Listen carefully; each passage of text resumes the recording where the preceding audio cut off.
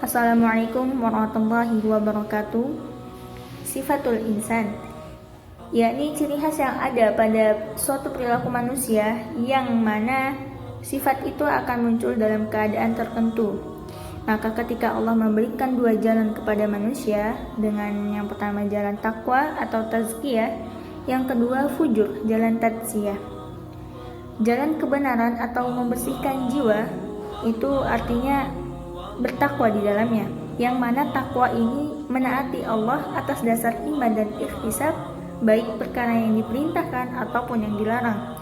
Kemudian konsep di dalam membersihkan jiwa ada beberapa bentuk manusia.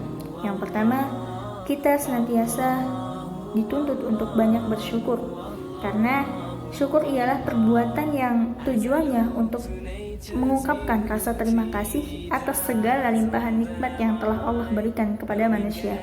Yang kedua, sabar. Sifat yang tidak bisa dilepas dari seorang mukmin yakni sabar dan syukur. Karena sabar dan syukur ini dua pasangan yang tidak bisa dipisahkan. Syekh Yusuf Al-Qaradawi dalam buku As-Sabru fil Quran membagi sabar dalam 6 macam.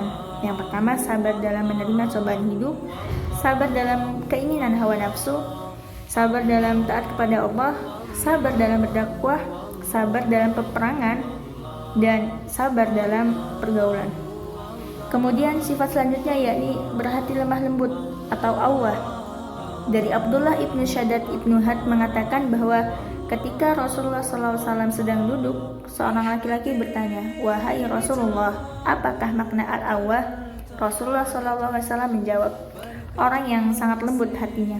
Kemudian Allah Ta'ala berfirman, "Sesungguhnya Ibrahim adalah seorang yang sangat lembut hatinya, lagi penyantun." Quran Surat At-Taubah ayat 114.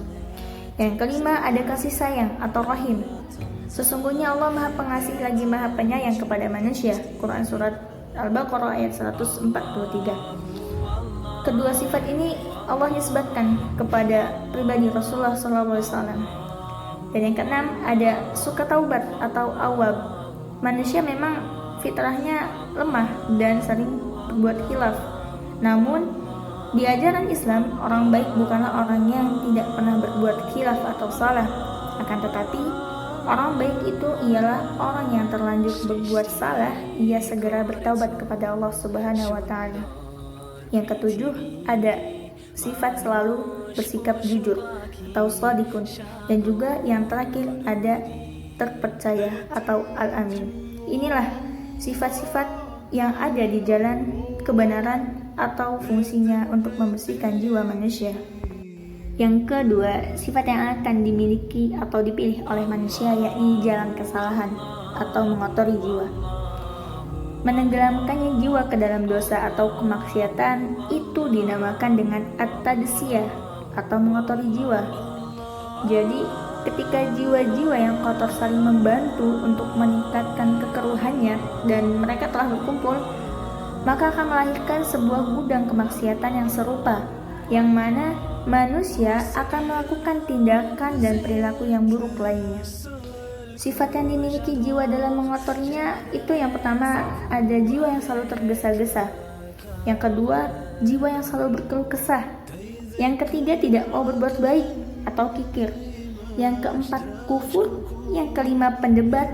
Dan yang keenam, pembantah. Kemudian ada pula jiwa yang selalu zalim kepada dirinya dan juga orang lain.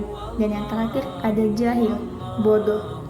Maka itulah sifat-sifat yang menyangkup di dalam at-tadsyiyah atau mengotori jiwa. Maka ketika Allah sudah memberikan pilihan kepada manusia, manusia bebas memilih. Akankah menuju jalan yang fujur atau jalan yang menuju jalan yang kebaikan? Sekian dari saya, terima kasih dan wassalamualaikum warahmatullahi wabarakatuh.